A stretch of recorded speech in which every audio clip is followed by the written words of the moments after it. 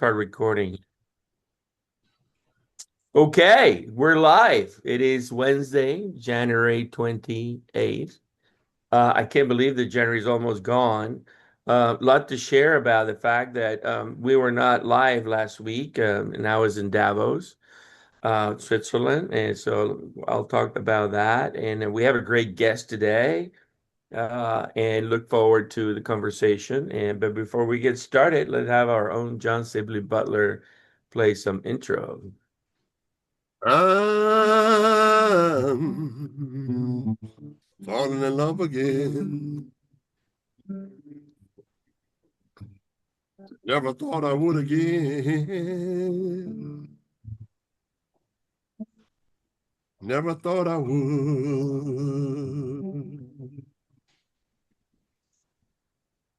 And I may be making mistakes again.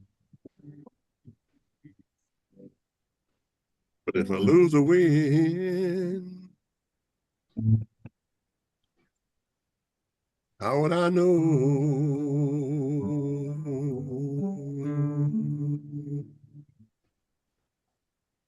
All right. Thank you, Johnny. So we are really looking forward to 2026. I remind you that my last 2 months have been flying all over with a bang. I was attending big meetings with DOT and DOE and all kinds of groups around XBRL and the automation of infrastructure transactions and all that in DC in late December, mid-December. And then I closed December with going to the Digital Twin Consortium as cities and companies are trying to digitize all their assets. And the Digital Twin Consortium is one of the largest consortiums globally about digitalization of everything. And I had the opportunity to share and present what we're doing with Project Austin, which is a next generation applied research and commercialization consortium here in Austin. And then I went to CES in Las Vegas and got to help Nub with all the companies and all the robots and all the things that are coming with the AI and everything else. And then last week I was in Davos, Switzerland, presenting Project Austin, which went fabulous. And one of the biggest outcomes of that, in addition to partnerships with some 10 universities and some 15 corporations to fund a bunch of projects, is that we are working on a project funded by the United Nations with the World Economic Forum and the SDG Lab, the Sustainability Development Goals Lab, to create an SDG index, city index, and SDG city maturity model, SDG city roadmap framework to help cities travel the journey of becoming SDG compliant by 2030. This is a big goal that came out actually 10 years ago at WEF, but it hasn't really happened. There's only 10 cities that are kind of paying attention and some 15 that are trying. And I think that they realize that what's missing is a bit of a more organization and breakdown in terms of what to do, how to do it, what are the steps, what are the technologies, what are the potential partners and all that. So a whole ecosystem is being built around this. So Project Austin will be playing center stage on that. That announcement is going out tomorrow globally. So I'm excited about that. And so having Frank here, it's really awesome. But before we get going with Frank, Johnny, what's happening? New year, new energy, the NBC, CNBC Disruptive 50s coming up, innovation everywhere. What are your thoughts?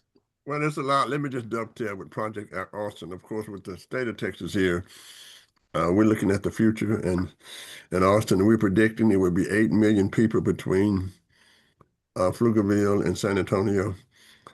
And there are a number of projects that's going on looking at the future of Texas, and one is the Y'all Street that's developing in Fort Worth and in Houston. And the theory, as you know, is that in this area of communication, there's no reason why New York should continue to be the center of economics in America, of finance in America. So Rick Perry, the former governor of the great state of Texas, is helping with a project called Y'all Street, where not only we bringing major firms to Texas, we already have 45 national corporations here, right, or more, but also the financial infrastructure are such that if you want to do finance, you don't have to go to New York. You can go to Dallas, or you can go to Fort Worth, and it's called Y'all Street with the NASDAQ and with all of the plumbing, if you will, that comes along with it.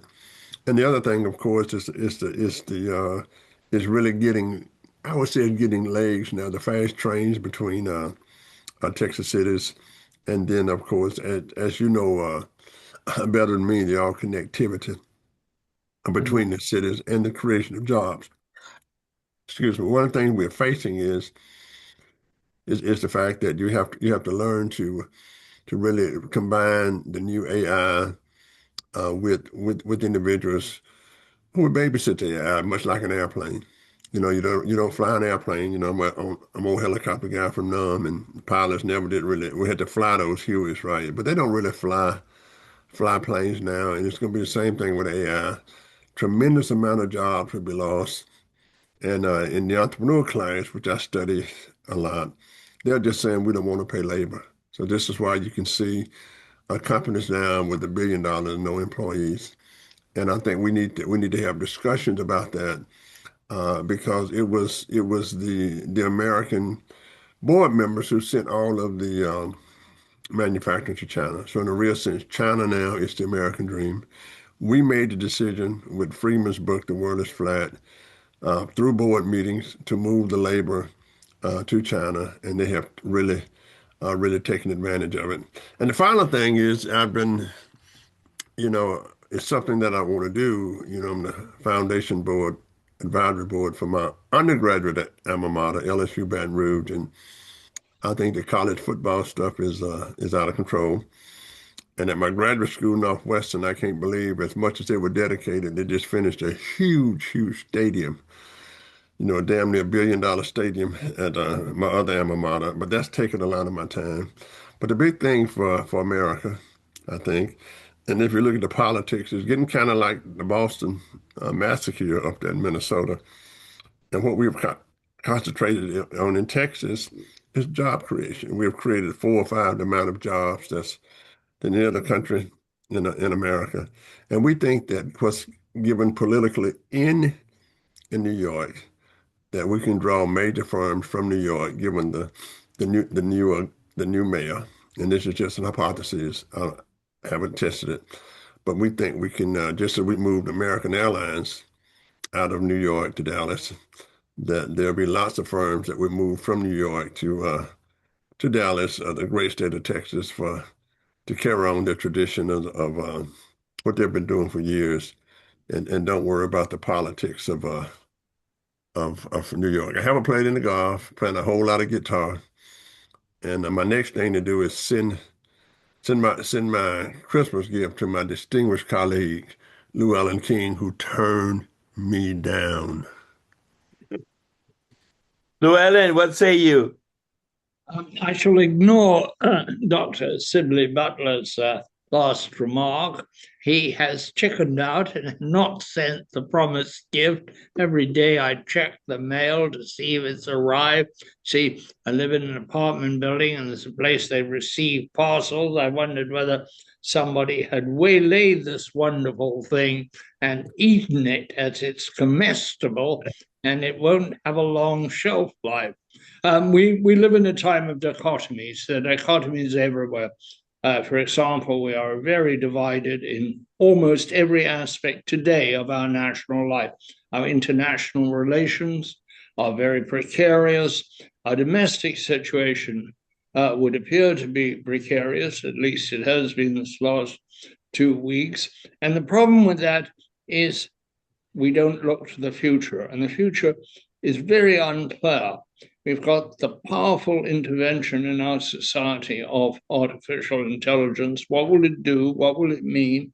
And their visions there are also dichotomous.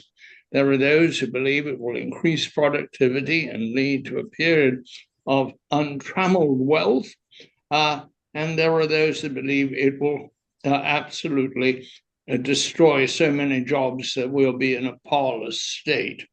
I'm inclined to think that it will bring about changes in employment, but not necessarily huge unemployment. But we will, as a people, and the working people of the country, will have to adjust to this new reality. If you think of AI as a job substitution, that's pretty dismal thought. And there are companies thinking that way. I would point out that Amazon has just laid off 16,000 people or is in the process of laying it off, as is United Parcels, but also Bank of America. Jamie Dimon is talking about large cutbacks in the employment of people in the bank, the largest bank in America, the largest retail bank in America, at least. So that's very serious. On the other hand, a lot of people are finding they are more productive, getting more done, more efficient, and enjoying their work more because they use AI all the time. Not as a corporate decision, but as their own decision. They're going to ChatGPT or whatever program they favor, Copilot, etc. And they're actually enjoying working in a way that they didn't heretofore. I think we're going to see an explosion of self-employment, an explosion of new products coming to market, because you now have a new marketplace, which is the internet. You don't, if you produce something new these days, have to go down to Walmart or the equivalent and get shelf space. So it's a time of possibility and a time of threat. What is appalling is that neither political party has seriously addressed the changes that are coming about through AI. It was not an issue in the last election. It is not an issue today, and it needs to be. We worry, at least the politicians worry, about what China is doing. I think they should be worried about what is happening here, how we're going to adjust to it. There are doomsayers that say that we'll have to have basically a national goal and that there will be so much unemployment. But I think it's a case of labor adjustment. For example, there is a shortage of almost everyone who works with their hands. There are about 1.3 million elevators in the US, and there's a terrible shortage of elevator repair people. They're running into something that many industries are, which is a sea change. A lot of people are retiring, and nobody wants to repair elevators. In this building where I am, the elevator has been out for 10 days, not because it doesn't have a part. The part is here, but there is nobody to install it. And this is a picture of the future. One of the problems we've just had with terrible nationwide weather has been the number of utility line people available to go out in hostile conditions and do the repairs. Most of the utilities are having difficulties recruiting people. Some are even trying special programs in conjunction with newly released prisoners to fill the hands-on jobs that are there. There's a tremendous shortage of hands-on workers, skilled workers in Texas, less so in Massachusetts, which is interesting. I looked at some numbers on this. So it's a time when you can say about the future whatever your degree of optimism and information dictates. About the present, it's pretty ugly, unfortunately. Well, it's always, it's fascinating to see the both sides of the coin and how things are accelerating and happening in so many places, and at the same time, incredible challenges. And obviously, I think the biggest challenge remains that our policies and our decision-making processes at the government level are really outdated significantly. And I don't know where to get the answers from, but perhaps our guest, Frank Martz, Altamonte Springs city manager, will be with us for an hour. And maybe, I've always said that city managers are sort of the heroes of the country. Some, 30,000, 40,000 cities in America independently, autonomously, self-sustaining themselves, driving the American dream every day. And Altamonte Springs is a vibrant Central Florida city just north of Orlando, known for strong economy, family-friendly environment, excellent amenities, blending suburban comfort with urban conveniences. It boasts major shopping centers, eateries, parks like Cranes Roost, and major employers, all supported by proactive city leadership, low taxes, and key locations near I-4 and SunRail for easy access to the wider Orlando area and beyond. Welcome, Frank Martz. You're muted, Frank.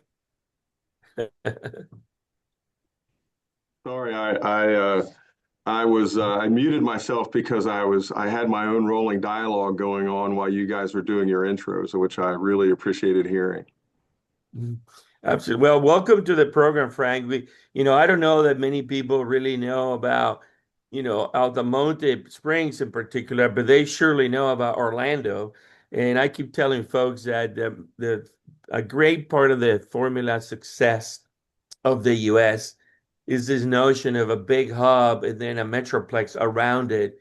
And we see it in San Francisco and New York and Chicago and obviously LA and Dallas, and we're very familiar with, and obviously the metro that is developing between Austin and San Antonio. But the metro of Orlando is pretty magnificent. And so tell us about your city and some of the great things you're working on, because it is a beautiful place to live in, to work and play.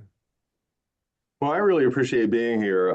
We're very, very proud of what we've done here in Altamonte Springs and being in an area where that's got a lot of economy, it's got a lot of industry. It also has an enormous amount of tourism, as you imagine. We have a pretty interesting little model going on here. Altamonte Springs is relatively small geographically, about 9.8 square miles, and we have about 47,000 residents. But because of where we're located, we have 95 million cars that drive through it every year. And we have recently launched an innovation lab, a global innovation lab called the Altamonte Global Innovation Lab, and the acronym is AGILE. And that is the point. Large cities, as you all know, you live in them, you've worked with them and for them, also, often have, despite their willingness, just overcoming inertia is hard. And small cities have a difficulty with resources despite their aspirations. And our size is very, very right-sized for innovation, automation, creative thinking. We have about 430 full-time employees, but we have more than 500 volunteers, people who volunteer their time to be part of the culture that we have here. Mm-hmm. And we're a full-service city, very low taxes. We're one of the few cities in Florida that is completely debt-free. We only rely on about 3% of our overall revenue comes from residential property taxes. So we have, like many businesses, diversified our revenue, focused a lot on utility provision. And through that, it's given us some flexibility. And as you guys know, a city manager, a lot of people don't know what city managers are, but city managers are really the CEOs of those businesses. So, figure a $450 million business runs 24/7 with people who have doctorate degrees, people who have guns, and some people who don't speak English, all in the time of Facebook. And that's what a city manager does these days. And we're really proud of the things that we have done. And I'll give you just a quick handful of them, and you guys can plumb as you'd like.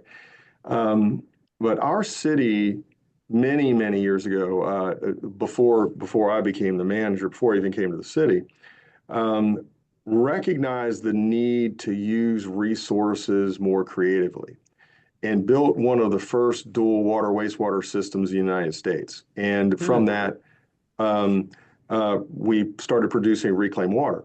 So imagine a community in the mid 80s trying to explain what purple pipes meant. And now everyone is trying to find an alternative water supply. What we did, and I'll give you a vein of the a non-mobility, non-transportation, non-AI view, and then I'll talk about some of the other things. But we now serve all but about 100 properties in our city with reclaimed water. We are the largest utility in our county, even though we're not even the biggest city in our county.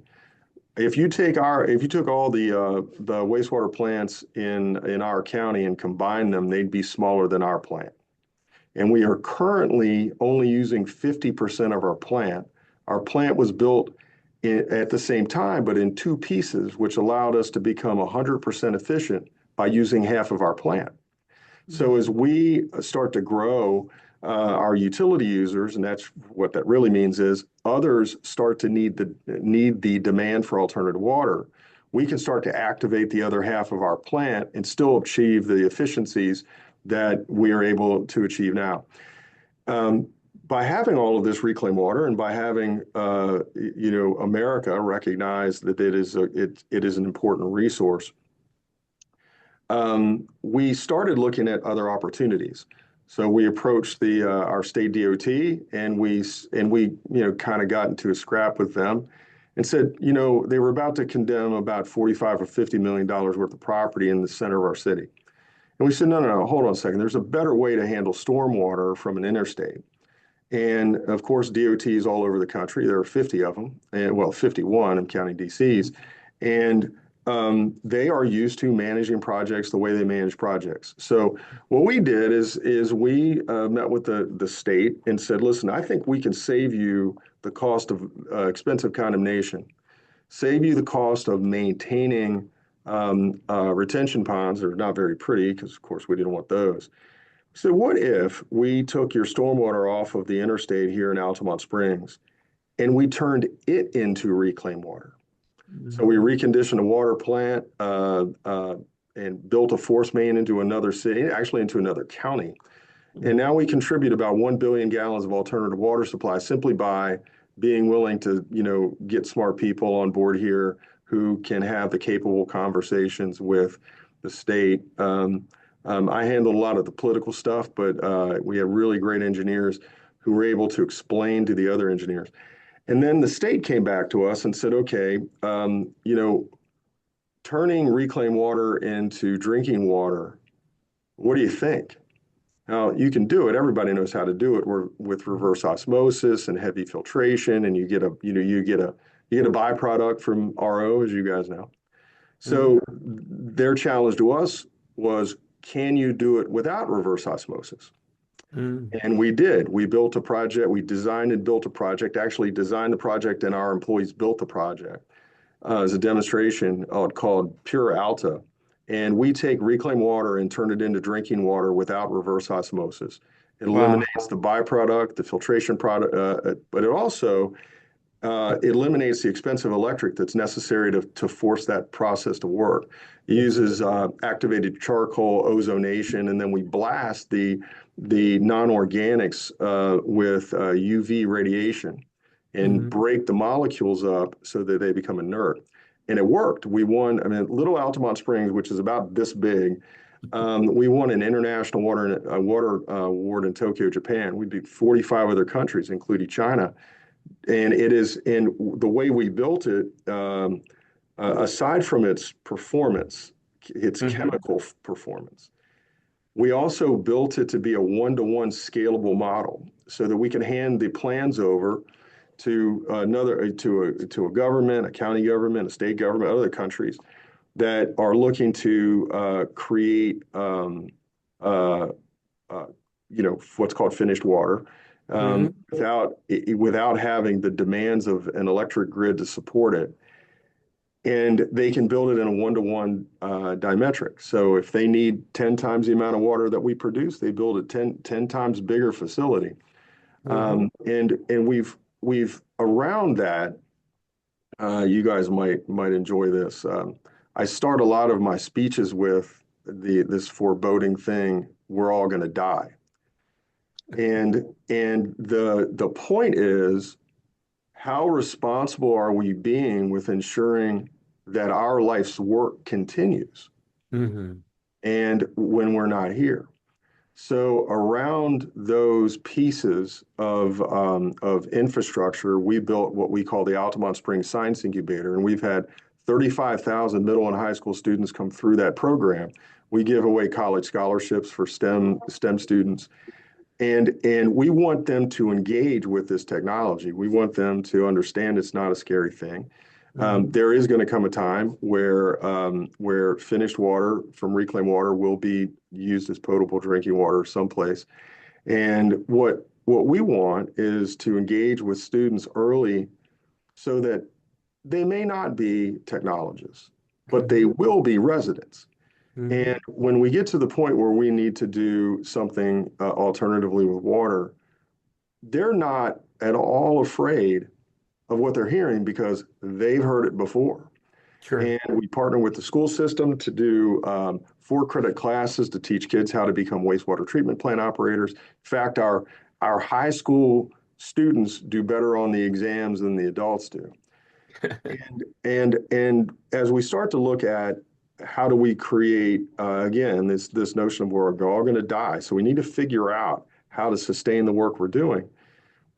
We built one of the first 3 floating solar arrays in the United States that produced 1 megawatt of electricity. And it was the basis for new law in Florida. And we power 50% of our regional wastewater plant using a floating solar array that didn't require anybody else's property, just required us to get an agreement with the hospital who owned a retention pond. And that's a good handful of things. We are also doing in fact today we are receiving the first prototype for a level 4 capable autonomous vehicle. We almost 3 years ago, we founded and launched the first permanent deployment in a mixed traffic environment of autonomous vehicles by a city in the United States.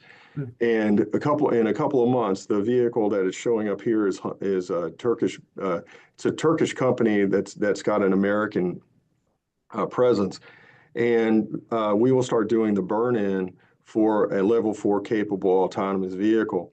And that will connect our commuter rail station to our economic development centers. And around all of that, we are plugging interns in. We have high school interns, college interns. And we partner with Florida State University's Real Estate Center because every developer says, what's the problem with development? Local government. So we partner with the Real Estate Center at Florida State to teach the kids that, local government can't do very much if your engineer designs a 100,000 square foot building on a 50,000 square foot lot and then doesn't sign the application. We called it a summer with the enemy. And they left here, they are more competitive than the job market. When they're going to talk to a development firm and those developers are asking, what'd you do this summer? And they said, well, I found sites for McDonald's. That's great. Our folks are going to say, I sat in a development review meeting and listened to engineers botch up $50 million project. And then I spent a week in mobility and a week in stormwater, a week in utilities, a week in fire inspections, and a week in comprehensive planning. We had symposiums with land use lawyers and government lawyers to teach these kids that these relationships matter, and the open-mindedness that you need to have as an emerging professional. is purposeful. So that's what we're kind of up to, a lot of that stuff. That's awesome, Frank. Let me congratulate you on all that, and allow John Sibley Butler to start peppering you with questions. But congrats on everything. I always tell people that the American spirit, the exceptionalism is live and well, and you're an example of that. So, Johnny. That's very kind of you. Yeah, thank you, Frank. And I would, if I were doing a case on you, I would put it under self-sufficiency, which is a throwback in the American tradition. And I guess my questions, I want to ask first about the reclaimed water, and I'll just ask what percentage of the reclaimed water go to the traditional stuff of yards and grass and that kind of stuff, and what percent of that now is going to drinking water, and is that increasing? That's the first one. So currently in Florida, Hmm. the law does not allow that water to be used for drinking water. So the state came to us and asked us to come up with a methodology to do it. And then now the legislators have to have the courage to change the law to allow it to be used.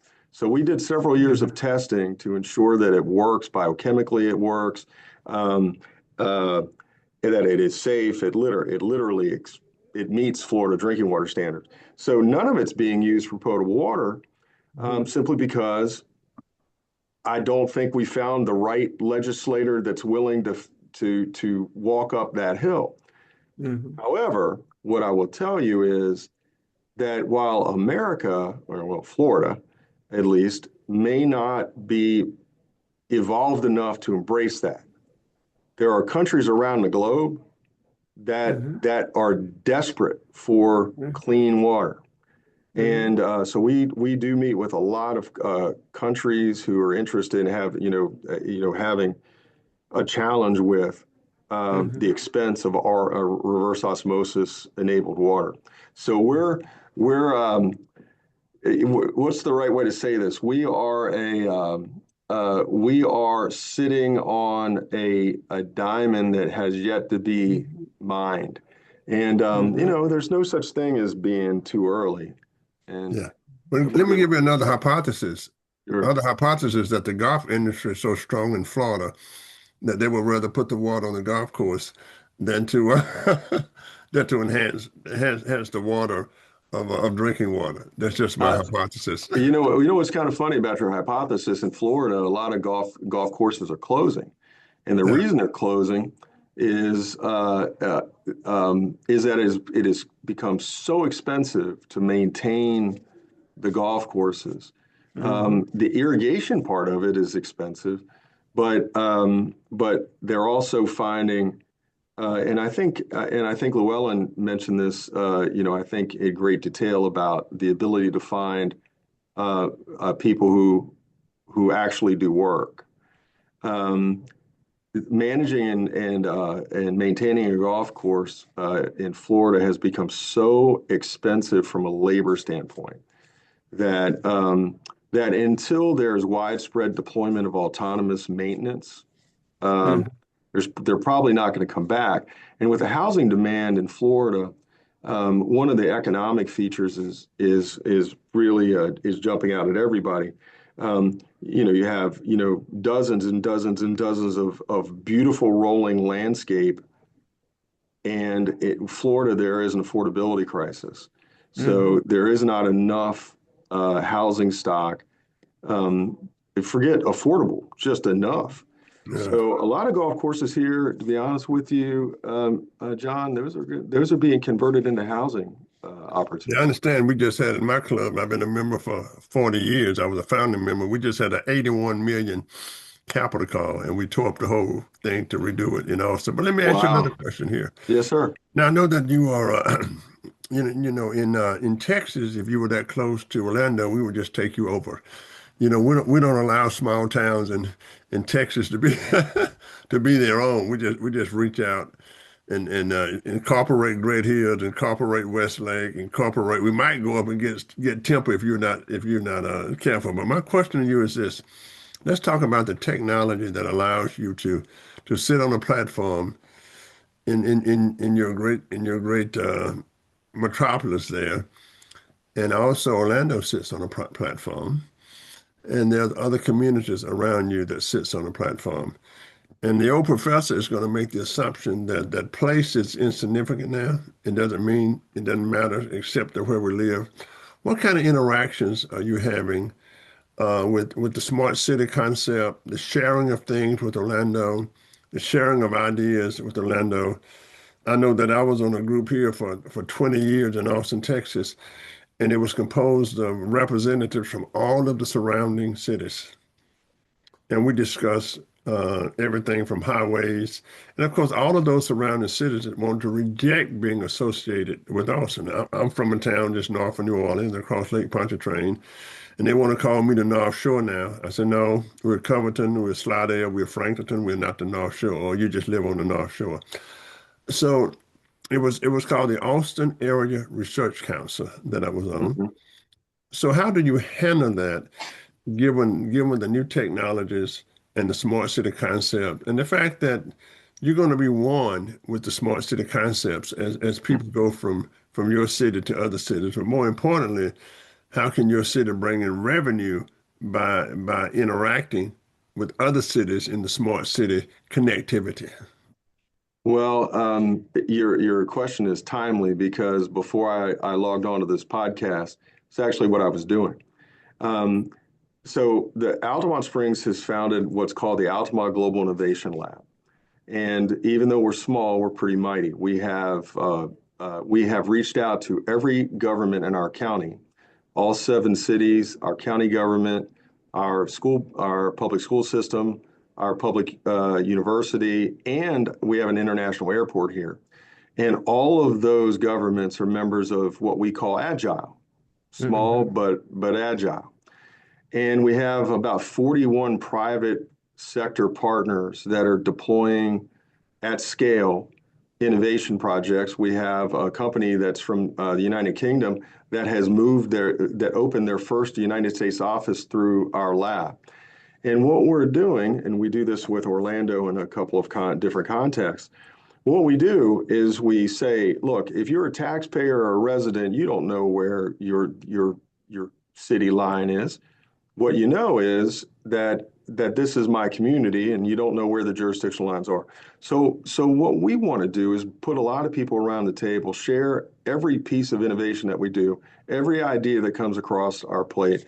We are reaching out to those to our sister cities and counties and agencies and inviting them into Agile to attend and participate in co-development projects, in deployment projects, even if it's just STEM learning, where we bring somebody in that gives us that can give us an example of how photonics are being used to read utility bills and those sorts of things. We have large regional transportation systems here. So we do have a 3-county group of transportation professionals where we talk about joint planning. We have metro plans that are part of the federal transportation bills, and they work. And what we do is we reach out to people. And I'm going to give you an interesting thing because I think your question is a brilliant question in this ironic way. Because we do a lot of innovation, you all found us. But in Florida, we don't get called often. And the reason is because if we were called Orlando Springs, we'd be on the front page of the newspaper every week.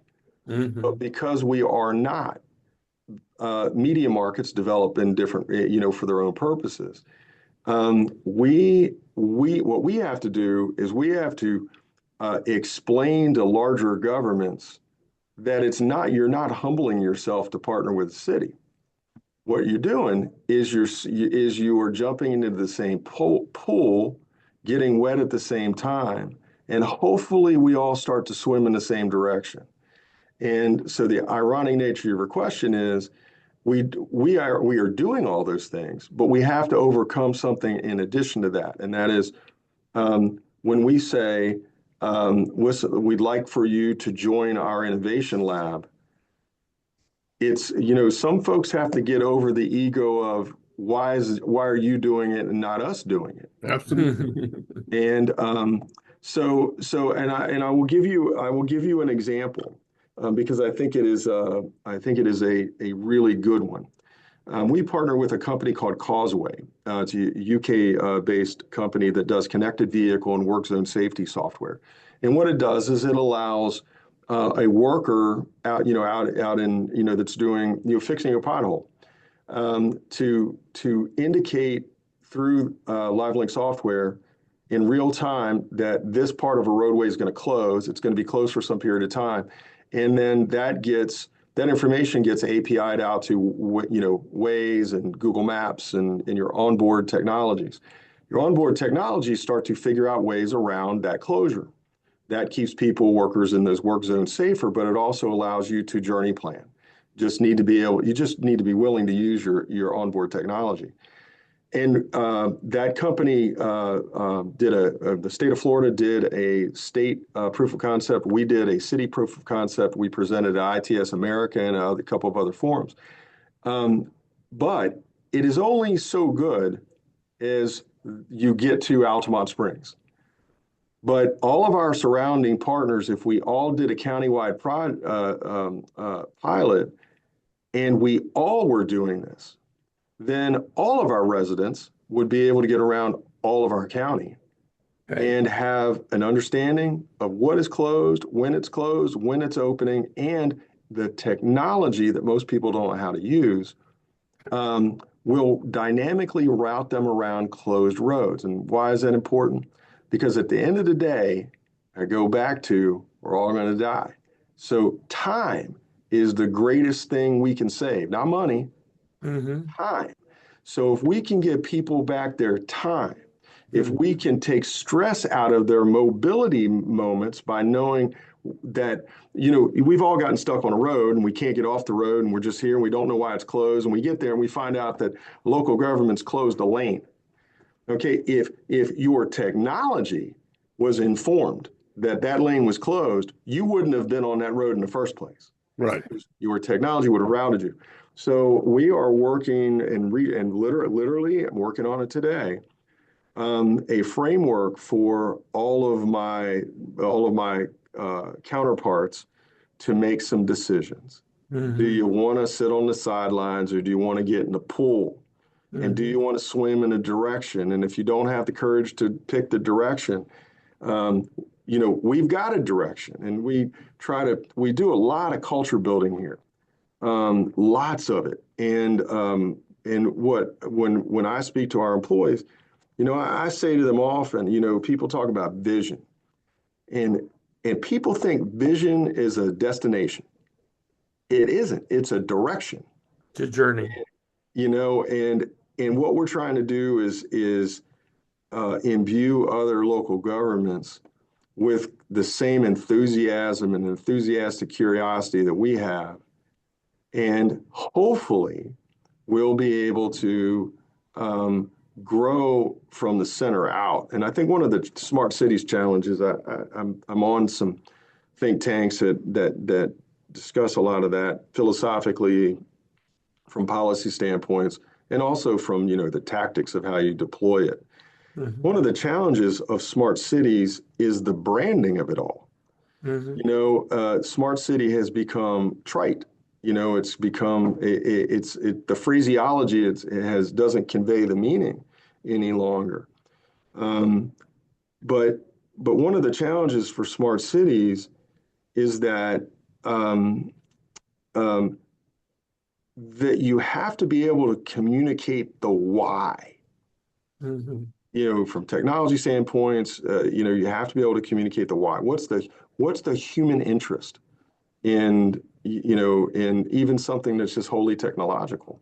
So, those are conversations that we are actively having, and we have one of our other phraseologies here is a baseball metaphor. It's we may all fight in the clubhouse, but if you throw at our teammate, we're all coming out. There you go. And Let me get Llewellyn King in here, Frank, Mhm. and see what he's going to ask you. Frank, this is extraordinarily interesting. But tell me, who lives in your city? Are they rich, poor, professional, commuters, retired? So Altamont Springs is pretty interesting in that we have about 62% of our residents live in apartments, and they are generally younger. They're generally younger professionals. The majority of our homesteaded properties, people who are living in single family homes, are professional and long time residents. People don't tend to move out of Altamont Springs. So your question about who lives here, we in 1 year we were the best city in our county for young professionals and the third best city in the state for people who to live just on Social Security. So we have to, so your question about who lives here, we have to figure out how to serve both an aging population. We have senior programs. We have a lot of assisted living facilities here. We have a regional hospital.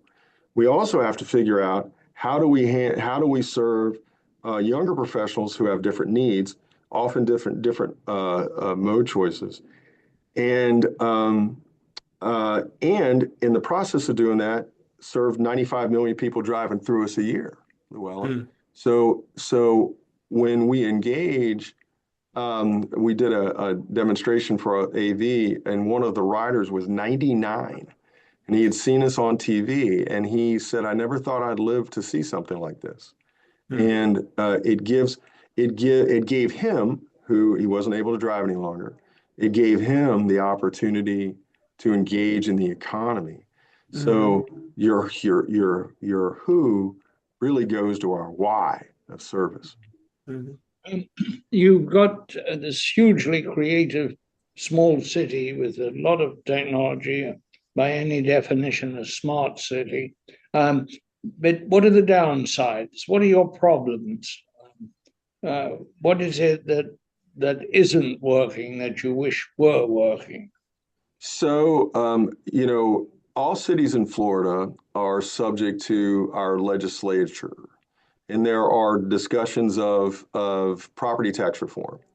So one of our challenges is we are barred by statute from marketing. We can truth tell, but we can't market for things like taxes and stuff like that. So 50% of the property owners in Altamont Springs pay less than $500 a year in city taxes. So the fantasy that taxes are really a problem is a politically derived one. So one of the things that are not going well is the wait and see part of things, and then talking to our employees about how the legislature could, by the adoption of a bill and signed by the governor, could turn us into half of the services that we're producing today. So that's one. A second thing that keeps me up, frankly, is we have a very diverse workforce here. We focus on talent and production. And this is an environment nationally that has, and I think rightfully so, people very concerned. So how do you create a safe place? How do you create a stable feeling of being and keep people motivated to do their best for others when we have some of the things that are happening in our country right now? That is something that's not going so well. And I will tell you that an additional challenge, and you spoke to it as well, about the notion that there's going to be, wholesale, job replacement. What we are doing, rather than just focusing on AI, we're focusing on automation.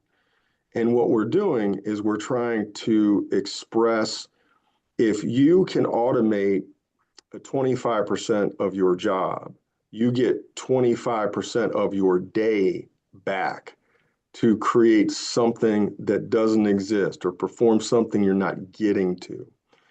And it gives me as a manager, as a chief executive, it gives me the opportunity to look at consolidating positions and redeploying resources. So one of the things that isn't going so well is um, is is helping our team and our community not be terrified by the ignorance done at volume. Hmm. Yeah, well, Yeah. let me comment on that, and I'm gonna give you a case study of a great city called Miami, Florida. And the case cities of Florida is where maybe you can take a look in the 1950s and the 1960s, early 1960s. Miami was a dying city, and Hmm. everybody was talking about what the federal government need to do and how it could be saved.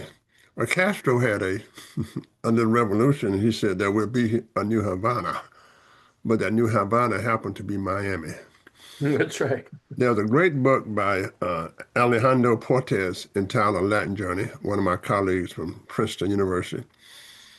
And he looked at how a city who did not speak the language of the country evolved on the business side and became one of the great cities in America, and indeed throughout Latin America, one of the great business enclaves throughout throughout Latin America. So you might want to look at that, and I would say this: pay attention to business enterprise. Don't pay attention to feelings. Make sure that English is the major language. That is, you make everybody speak English. You can speak other language. Say, I can sit here. I'm from Southern Louisiana, and je parle beaucoup le français avec facilité. Et quand j'étais jeune, je le parle avec facilité. But maintenant, I speak English, right? Or a version of English with a little with a little Louisiana put there.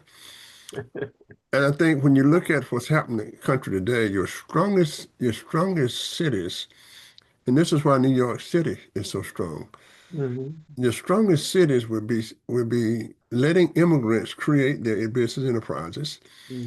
Because what Miami did, it took a dying city and made a major entrepreneur city out of it, albeit around services and health, not like we did in Austin, Texas. Hmm. So what's the lessons for that? The hell with the federal government and the hell with what people think.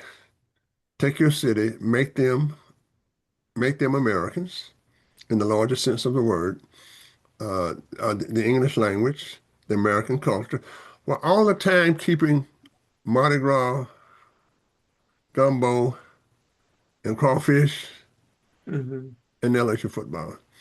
So, So so your yeah, advantage is the immigration population, and I say that because if you look at San Francisco, we call it gateway cities in sociology.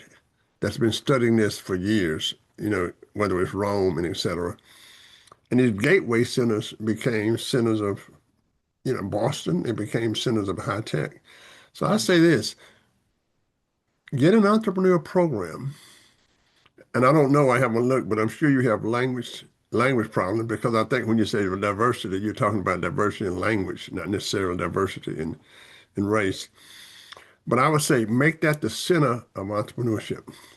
Create small so enterprises, introduce them yeah. to new technologies. Mhm. Get with Florida State, they beat LSU twice, so I don't like them too much. But Florida State has done a fairly good job.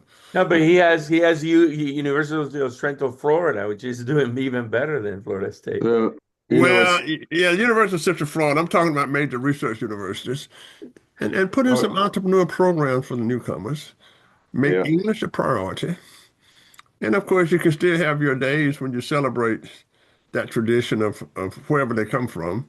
I'm pretty sure with a Spanish-speaking world, right? Be an American in all sense, but also I love my Creole tradition. So I you love my will be Creole food. yeah.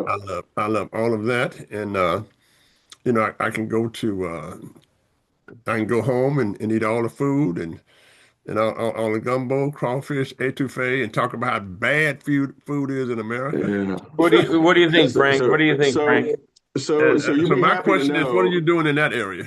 Well, you'll be happy to know that we actually partner with the National Entrepreneurial Center to come in and teach kids how to start businesses. We are building a center of excellence around entrepreneurialism and startups to deploy at scale. We do focus on. I agree with you very much about about languages. Because we use a lot of AI technology and avatars, we built our human resources manual, for example, is operated by an avatar called Herman Resources, and it allows people from any language at any time to ask questions of what's my leave time. We want to create accessibility and free flowing thought. And our city runs very much like a business. We talk about returns on investment.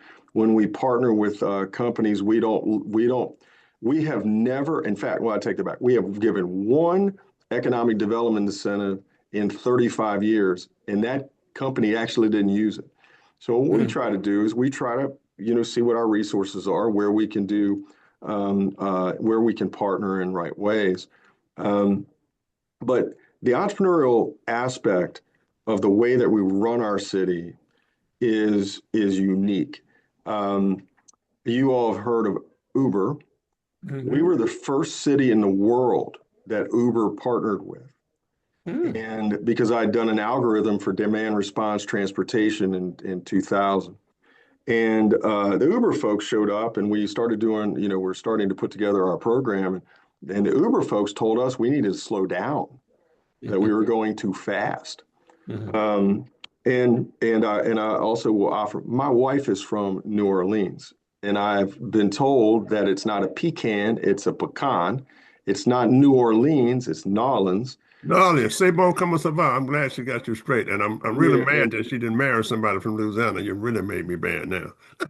My wife from Cleveland, Ohio.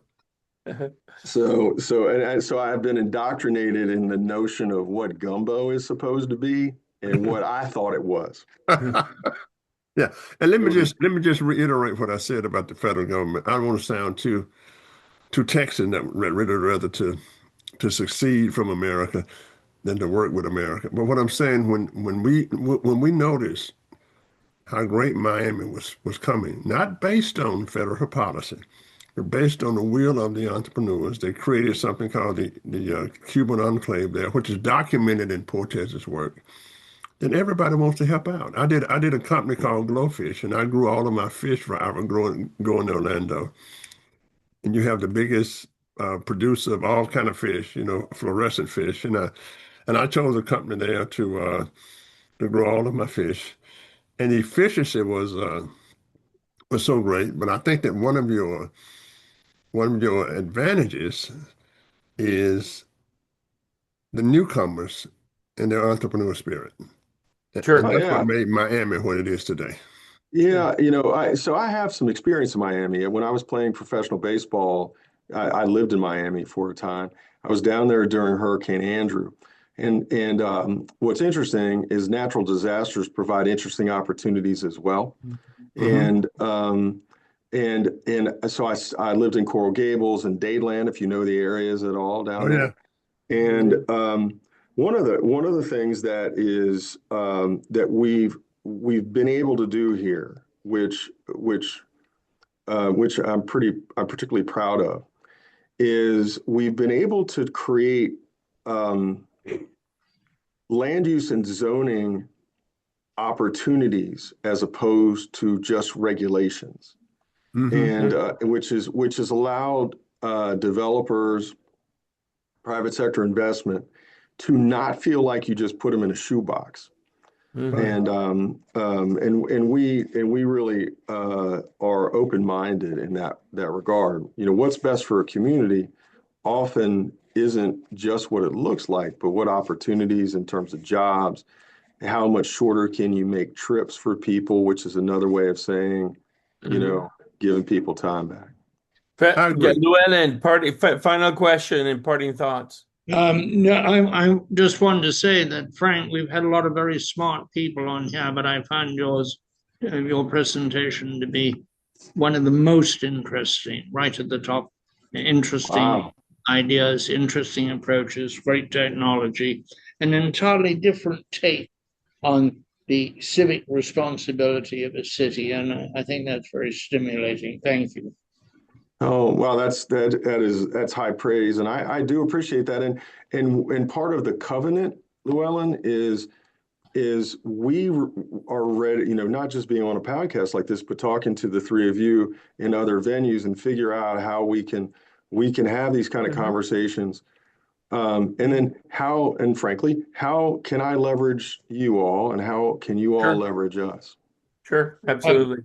I That is wanted a very, very, very interesting idea, and I will be in touch with you about it.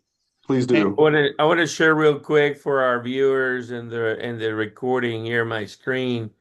And this is the Altamonte Springs website, and you can see here, you know, um, their menu. If I can bring it down for some reason, there it is. It shows the lab and the electric utility and the incubator and all the things they're working on. They even have an Altamonte Baseball Academy. Of course, they should, because Frank is a baseball guy. And then I wanted to remind you of the 17 goals of the United Nations, which include poverty and zero hunger and good health and well-being and quality education and gender equality and clean water and sanitation and affordable and clean energy and decent work and economic growth and industry innovation infrastructure, reducing inequalities, sustainable cities and communities, responsible consumption and production, climate action, life below water, life on land, and peace, justice, and strong institutions, and then partnership for the goals, which is what you're closing with, Frank. And we're excited about circling back with you and wish you an immense success and congratulations on everything. But there's more work to be done, and hopefully we'll be able to help. No, well, look forward to it. You guys have really honored me by allowing me to be on a podcast with you. So I look forward to hearing from you separately, together, and sharing some more ideas. Absolutely. Johnny, final thoughts and close us away. Well, I think so, and I think I really like the spirit. I like the spirit. I like doing things yourself, and the more stuff you do yourself, the more people will be willing to help you. And I also like the fact that you have lots of newcomers to your city. Let's go. Monsieur Corn,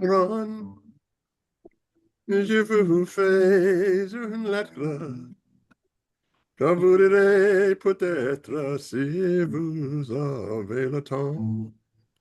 Je viens de recevoir mes papiers militaires pour aller à la guerre mercredi soir. Remember that things could be said in all kinds of languages, but it's where you're going that's important. Thank you for being with us. Thank you, Frank. Thank you, guys. Take My care. pleasure. Yes. All right. Have a good day.